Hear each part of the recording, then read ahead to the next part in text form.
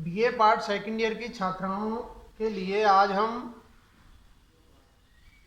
बिहारी सतसई के जो चयनित धोए हैं, चयनित अंश है, उनके बारे में चर्चा करेंगे।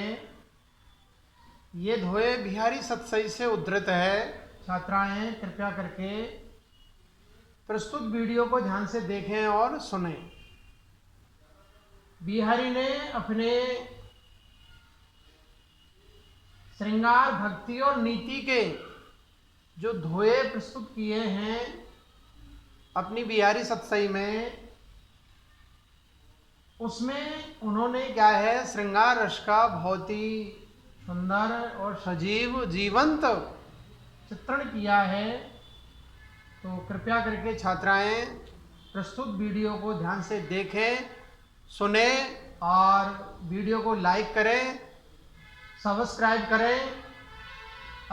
वीडियो को लाइक करने में और सब्सक्राइब करने में किसी तरह का कोई पैसा नहीं लगता है। लाइक करने से और सब्सक्राइब करने से थोड़ा सा क्या है, वीडियो प्रस्तुत करने वाले का मनोबल बढ़ जाता है, बाकी और कुछ नहीं है। तो छात्राएं वीडियो को लाइक करें और ध्यान से देखें और सुनें। तो आज हम बिहारी का जो 17वां पद धोआ है उसकी सप्रसंग व्याख्याएं करेंगे। और सप्रसंग व्याख्या में चार बातों का विशेष ध्यान रखना है: संदर्भ, प्रसंग, सरल अर्थ या भावार्थ और काव्य सौंदर्य। इन चार बातों पर छात्राओं को विशेष ध्यान देना है। बीए द्वितीय वर्ष या बीए पार्ट सेकंड ईयर की हिंदी साहित्य की जो छात्राएं हैं, विद्यार्थी हैं, वो कृपया करके वीडियो को ध्यान से देखें और सुनें। ये आपके लिए काफ़ी लाभदायक सिद्ध होगा, ऐसा मेरा मानना है। तो 17वां जो धोआ है: खोरी पनच भ्रगुटी धनुष, बदक समरु तजिकान, हनत तरणो मृग तिलक सरो, सुरक भाल भरे तान। ये धोआ है, इसका हम सबसे पहले इसका संदर्भ देखते हैं। प्रस्तुत धोआ हमारी पाठ्य पुस्तक रीतिकालीन काव्य में संकलित कवि बिहारी की चुनिंदा जो धोआ है या बिहारी सतसई है, उससे ये उद्धृत है, अवतरित है।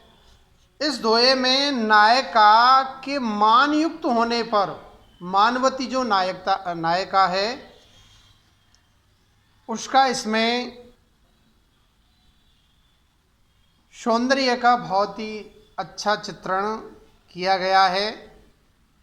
नायिका के मान करने पर नायक उसके बदले हुए रूप की सुंदरता पर रीझ कर स्वयगत कथन करता है कि यह नारी के माध्यम से खोर रूपी पनिच वाले भ्रगुटी धनुष को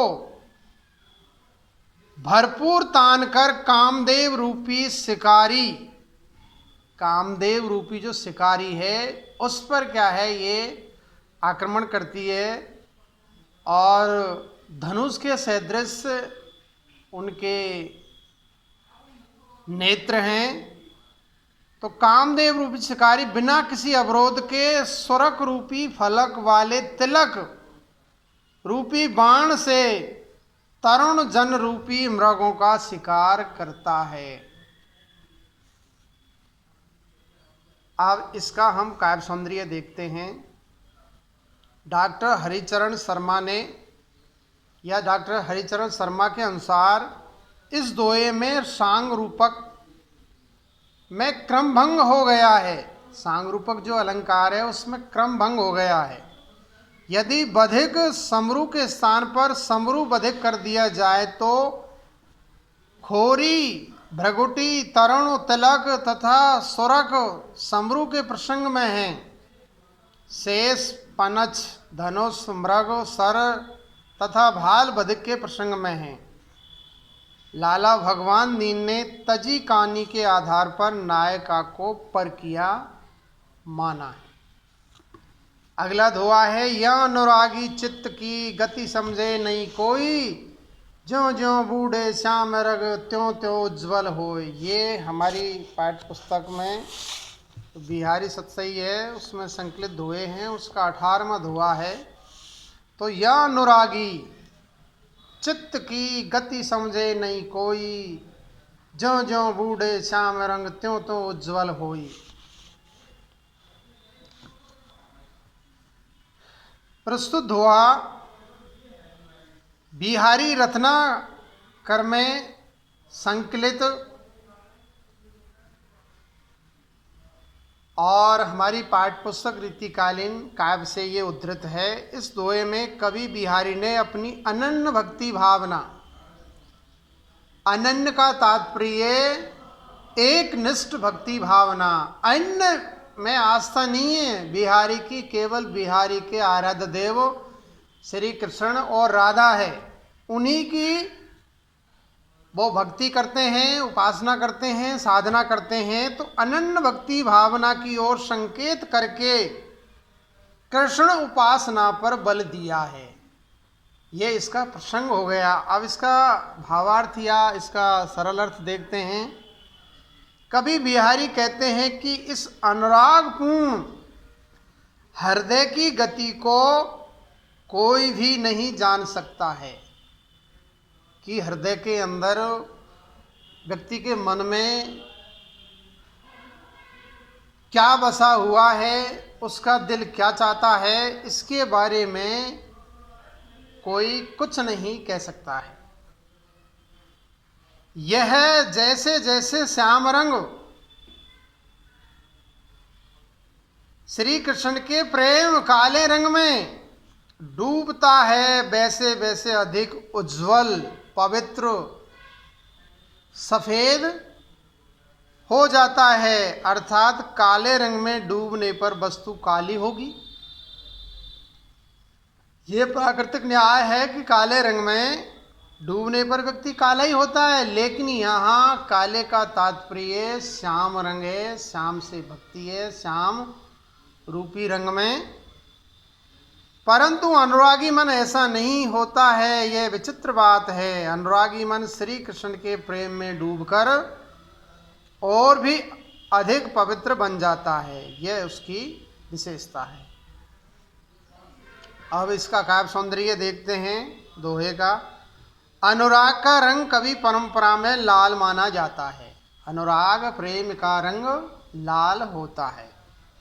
ऐसा मन काले रंग में डूबने पर काला नहीं होकर सफेद हो जाता है, श्वेत हो जाता है। यह चमत्कारी बात है।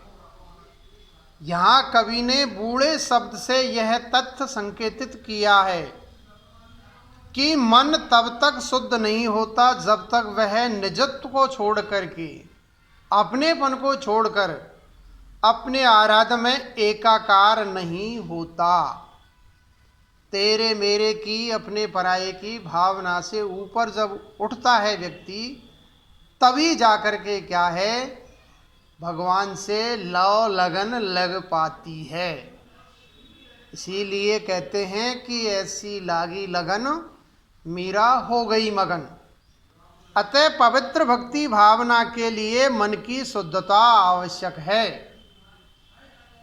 और कहते भी हैं कि मन ना रंगाए जोगी कपड़ा रंगाए। लोग मन को तो क्या है रंगते नहीं है, उसको पाक पवित्र नहीं करते हैं और कपड़ों को क्या है धोते हैं। यहाँ श्लेष, अनुप्रास, पुनरुक्ति प्रकाश तथा विरोधाभास अलंकार का सुंदर प्रयोग हुआ है। और दोहे की भाषा शैली ब्रज भाषा है, जो कवि के भावों को पूर्ण रूप से व्यक्त करने में समर्थ है। अगला धोआ, आवत जात न जानियत तेजई तज सियरानु, गरई जमाई लो घट्यो खरो फूस दिनमान। यह धोआ, इसका संदर्भ देखते हैं। यह धोआ बिहारी द्वारा रचित है और हमारी पाठ्य पुस्तक रीतिकालीन काव्य में संकलित है। इसमें पौष मास के छोटे होते हुए ठंडे दिनों का वर्णन, ठंडे दिनों का वर्णन घर जमाई के परिहास की दृष्टि से किया गया है। घर जमाई जो रहता है उसके आधार पर शरद ऋतु के जो छोटे दिन हैं उनसे उनकी तुलना की गई है। ये प्रस्तुत दोहे के अंदर चित्रित किया गया है। कवि वर्णन करता है कि पूष के महीने के दिन का मान प्रमाण तथा मान सम्मान इतना कम हो गया है कि उसके आने जाने का कुछ पता नहीं चल पाता है। वे तो घर में रहने वाले दामाद की भांति अपने तेज मानी उष्णता स्वभाव की प्रखरता को छोड़कर ठंडा शीतल एवं विनम्र हो गया है। अब इसका हम काव्य सौंदर्य देखते हैं। कतिपय आलोचकों का मत है, कुछ आलोचकों ने कहा है कि कवि बिहारी भी पर्याप्त समय तक अपनी ससुराल में रहे थे, इससे वहाँ उनके सम्मान में कमी आने लगी थी। इसी अनुभव को उन्होंने इस दोहे के माध्यम से व्यक्त किया है। तो घर जमाई रहता है, उसकी कोई इज्जत नहीं होती है। दोहे के अंदर अनुप्रास, श्लेष और उपमा अलंकारों का सुंदर प्रयोग हुआ है। अगला देखो, दोहा 20वां दोहा। तज तीरथ हरि राधिका तन दुत करो अनुराग जिहि ब्रज केली निकुंज मग, जिहि ब्रज केली निकुंज मग पग पग होत प्रियाग। प्रस्तुत दोहा हमारी पाठ्य पुस्तक रीतिकालीन काव्य में संकलित बिहारी रत्नाकर से उद्धृत है। ये इसका संदर्भ हो गया। बिहारी रीतिकाल के रीति सिद्ध काव्य धारा के प्रमुख कवि है और अपनी सतसई में उन्होंने श्रृंगार, भक्ति और नीति के दोहे प्रस्तुत किए हैं। इस दोहे में, अब इसका प्रसंग देखते हैं। इस दोहे में कविवर बिहारी ने राधा कृष्ण की युगल मूर्ति की उपासना पर बल देते हुए उन्हें अलौकिक एवं पवित्र बतलाया है या चित्रण कर रहा है। कवि अपने मन को संबोधित कर कहता है कि हे मन, तू तीर्थ स्थानों का भ्रमण करना छोड़ दे, ये व्यर्थ हैं, और राधा कृष्ण के शरीर की कांति से प्रेम कर, अर्थात उनके युगल रूप में ध्यान लगा। राधा और कृष्ण में अपने ध्यान को दत्तचित्त होकर लगा दे। उन्हीं के चरण चिन्हों से ब्रज में पग पग पर, कदम कदम पर तथा अनेक क्रीड़ा कुंजों के स्थान पर प्रयाग जैसे पवित्र तीर्थ बन गए हैं। क्योंकि यहाँ पर ब्रज में राधा और कृष्ण ने केली करनाएं की है, इसलिए ये भूमि, ये जगह, ये स्थान पाक और पवित्र हो गया है। तो इसको ही प्रयाग मान ले, इसी को ही त्रिवेणी संगम मान ले। प्रयाग में 3 नदियों का संगम होता है, गंगा, यमुना, सरस्वती, इसलिए क्या है, उसको पवित्र स्थान माना जाता है। लेकिन ब्रज में भी श्री कृष्ण ने केली करनाएं की है, यहाँ रमण किया है, इसलिए ये भी प्रयाग से कम पवित्र जगह नहीं है। अर्थात राधा कृष्ण के लीला क्षेत्र तीर्थराज प्रयाग के समान पवित्र है। अतः उनके पग स्थलों का ध्यान करने से श्रेष्ठ यज्ञों का शुभ लाभ एवं प्रयाग तीर्थ यात्रा का सुफल मोक्ष तुझे मिल सकता है। मोक्ष की प्राप्ति हो सकती है। तो इधर उधर भटकना छोड़ दे और भगवान श्री कृष्ण की एक निष्ठ भक्ति कर ले, यदि तुझे मोक्ष की प्राप्ति करनी है तो।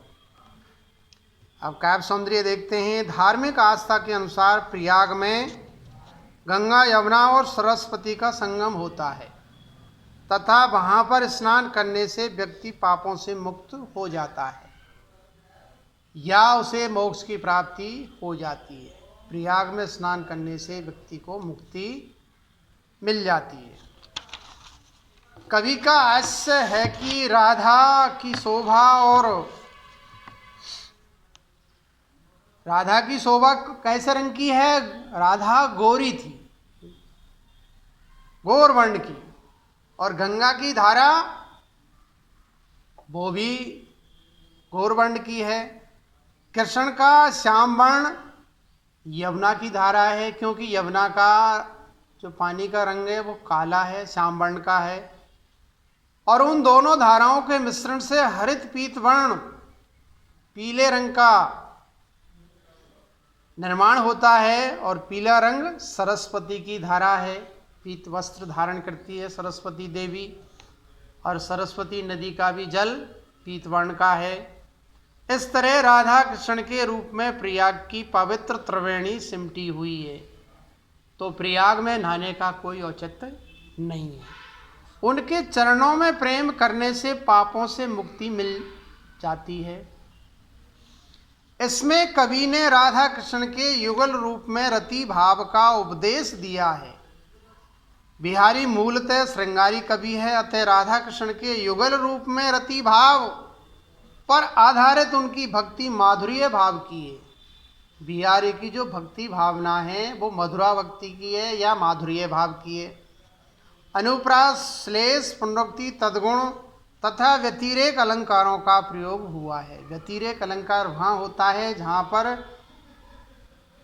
उप में से उपमान को है छोटा सिद्ध किया जाता है, वहाँ पर व्यतिरेक अलंकार होता है। अगला धोआ, निस अंधियारी नील पटु पहिर चली पिए घे, कहो दोराई क्यों दोरे दीप सकासी धे। दोबारा सुन लीजिए। निस अंधियारी नील पटु पहिर चली पिए घे, कहो दोराई क्यों दोरे दीप सकासी धे। यह दोहा कवि बिहारी द्वारा रचित बिहारी रत्ना कर से संकलित है। यहाँ रात्रि में अविसार के लिए जाती हुई नायिका के सौंदर्य का वर्णन कवि प्रस्तुत कर रहा है। एक सखी कृष्ण अविसार का नायिका को देखकर दूसरी सखी से कहती है कि वह उस अंधेरी रात में नीली साड़ी पहनकर अविसार के लिए प्रियतम के घर की ओर चली जा रही है। अविसार का तात्पर्य मिलने के लिए। किंतु तू ही बता, हे सखी तू ही बता कि भला उसकी दीप सका के समान प्रकाशवती धे इस अंधकार में छिपाने से कहीं छिप सकती है। यानी सौंदर्य है, उसका जो प्रकाश है वो छिप नहीं सकता है, सौंदर्य तो प्रकट होकर ही रहेगा। इसमें विशेष देखते हैं, मुग्धा नायिका के शारीरिक सौंदर्य की वंदना की गई है। उपमा तथा विशेषोक्ति अलंकारों का प्रयोग हुआ है। दोहे की भाषा शैली सहज, सरल और सुबोध है। अगला धोआ, ओंधाई सी सुलखी बिरह बरन बिललात, बिच ही सूखी गुलाब गो छीटो छुई निगात। यह धोआ हमारी पाठ्य पुस्तक रीतिकालीन काव्य में संकलित बिहारी रत्ना कर से उद्धृत है, जिसके रचयिता बिहारी है। इसका प्रसंग देखते हैं। इसमें सखी नायिका के विरह ताप का वर्णन नायक के समक्ष कर रही है। विरह पीड़ा है, जो प्रेम अग्नि है, उसका चित्रण एक सखी नायिका है, उसका जो नायक है उसके सामने प्रस्तुत करती है। सखी कहती है कि जब हमने नायिका को विरह की जलन से विरह अग्नि में जलते हुए और विलाप करते हुए देखा तो उसकी रक्षा करने तथा जलन को शांत करने के लिए उसके ऊपर गुलाब जल की शीशी उलट दी, पूरी की पूरी उस पर डाल दी, परंतु उसके विरह की लपटों में गुलाब जल बीच में ही सूख गया, जल गया, तथा उसकी एक छींट बूंद भी नायिका के शरीर का स्पर्श नहीं कर सकी। बीच रास्ते में ही क्या है, वो गुलाब की शीशी का जो जल है, गुलाब जल, वो सूख गया, जल गया। अर्थात उस गुलाब जल के शीतोपचार से उसका विरह ताप और भी भयंकर हो गया, विरह अग्नि और भी प्रज्वलित हो गई। ऐसी इसका काव्य सौंदर्य देखते हैं। ऐसी कवि परंपरा मान्य है कि ब्रह्मणी का गुलाब जल आदि शीतोपचार से विरह ताप कम होने की अपेक्षा बढ़ता ही जाता है। उसका ताप तो प्रियतम समागम से ही शांत हो सकता है। प्रस्तुत होए में अनुप्रास, रूपक एवं अतिशोक्ति अलंकार का प्रयोग हुआ है। अगला पद 23वां। भ्रगुटी मटकनी पीतपट चटक लटकती चाल, चल चख चितवन चोर चितु लियो बिहारी लाल। दोहे को पुनः सुन लीजिए। भ्रगुटी मटकनी पीतपट चटक लटकती चाल, चल चक चितवन चोर चितु लियो बिहारी लाल। यह दोहा हमारी पाठ्य पुस्तक रीतिकालीन काव्य में संकलित बिहारी सतसई से उद्धृत है, अवतरित है, या बिहारी रत्नाकर में संकलित है। इसमें कोई नायिका अपनी अंतरंग सखी से श्री कृष्ण की आभा पर रीझने का वर्णन करती है। श्री कृष्ण की जो शोभा है, सुषमा है, उस पर प्रसन्न मुग्ध होने का वर्णन करती है। नायिका सखी से कहती है कि भौहों के मटकने से, भौएं के मटकने से, पीतांबर की आभा से, झूमती हुई चाल से, चंचल नेत्रों की चितवन से बिहारी लाल अर्थात श्री कृष्ण ने मेरा मन मोह लिया है, हर लिया है। अब इसका विशेष देखते हैं। बिहारी लाल अर्थात वन में गायों गोप गोपिकाओं के साथ स्वेच्छा से भ्रमण करने वाले श्री कृष्ण। इसमें श्लेष द्वारा कवि का नाम भी आ जाता है। तो प्रस्तुत दोहे के अंदर श्लेष अलंकार का भी प्रयोग हुआ है, साथ साथ अनुप्रास और समुच्च अलंकार का सुंदर प्रयोग हुआ है। दोहे की भाषा शैली सहज सरल और सुबोध है। अगला दोहा। इहि द्वई मोती सुगत तू नथ गर्भ निशांक, जिहि पैरे जग द्रग ग्रसती लसत हसत सी नाक। ये दोहा हमारी पाठ्य पुस्तक रीतिकालीन काव्य में संकलित बिहारी रत्नाकर से उद्धृत है, अवतरित है। इसमें कुछ अनमनी या कुछ रुष्ट हुई नायिका को प्रसन्न कराने हेतु नायक उसकी नथ की प्रशंसा करता है कि कितनी सुंदर है उसकी नथ। नथ से क्या है, नायिका के सौंदर्य में चार चांद लग गए। इसका इसमें चित्रण किया गया है। नायिका की नथ को संबोधित कर नायक कहता है कि हे नथ, तू इन दो ही सुडौल सुंदर मोतियों पर बिना किसी संकोच के गर्व कर ले। तू इतनी सुंदर है कि तुझे पहनने से, तुझे धारण करने से पहनने से कभी शोभित होकर कभी मुस्कुराती हुई सी नायिका संसार भर के नेत्रों को अपनी ओर आकृष्ट करती है। यानी नथों को धारण करने से नायिका के सौंदर्य में चार चांद लगे हैं, जिससे क्या है, नायक उसकी तरफ आकर्षित अवश्य हो जाएगा। अब इस धोए का काव्य सौंदर्य देखते हैं। नायिका को प्रसन्न करने या उसका रोष शांत करने के उद्देश्य से नायक या सखी उसकी नथ की प्रशंसा करते हैं। देखो तुम्हारी नाक हंस रही है, मोतियों के बहाने दांत दिखा रही है अथवा जादू बिखेर रही है। इस तरह के कथन से नायक नायिका को हंसाना या प्रसन्न मुख देखना चाहता है। धोए के अंदर अनुप्रास, व्याज स्तुति तथा दीपक अलंकार का सुंदर प्रयोग हुआ है। धोए की भाषा शैली सहज, सरल और सुबोध है। कवि के भावों को व्यक्त करने में पूर्ण रूप से समर्थ और सक्षम है।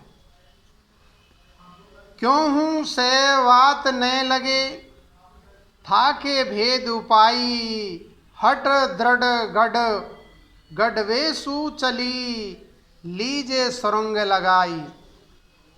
दोबारा सुन लीजिए।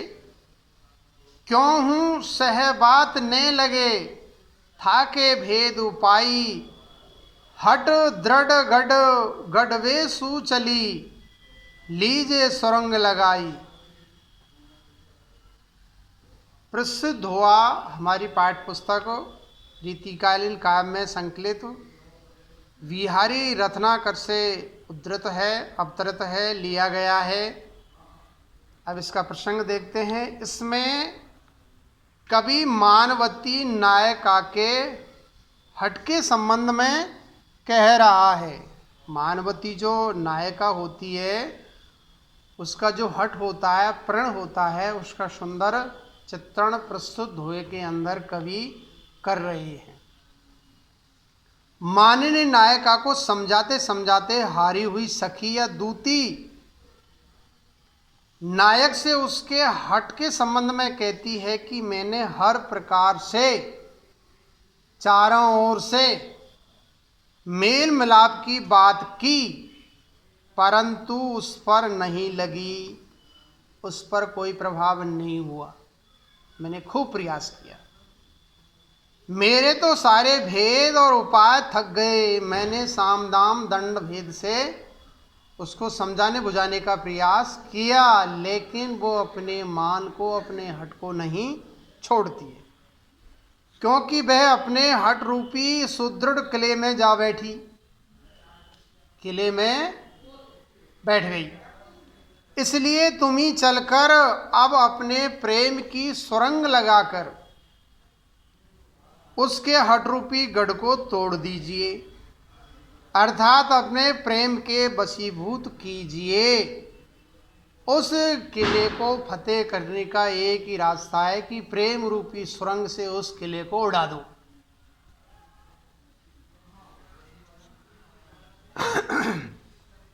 धोए का काव्य सौंदर्य देखते हैं। संधिया मेल मिलाप की बात न करने वाले जब मजबूत किले या गढ़ में बैठ जाते हैं तो उस गढ़ को सुरंग या बारूद लगाकर उड़ा दिया जाता है और अंदर जाने का रास्ता बनाया जाता है।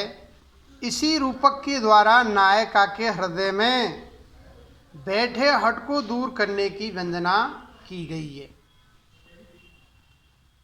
मानवती नायिका के स्वभाव का कवि कल्पना से चमत्कारी वर्णन हुआ है। मान दशा का सुंदर चित्रण प्रसिद्ध धोए के अंदर कवि बिहारी ने किया है। उक्त धोए में अनुप्रास, यमक, श्लेष, सांग रूपक अलंकार का सुंदर प्रयोग हुआ है और उक्त धोए की भाषा शैली सहज, सरल, सुबोध है और कवि के भावों को अभिव्यक्त करने में पूर्ण रूप से समर्थ और सक्षम है।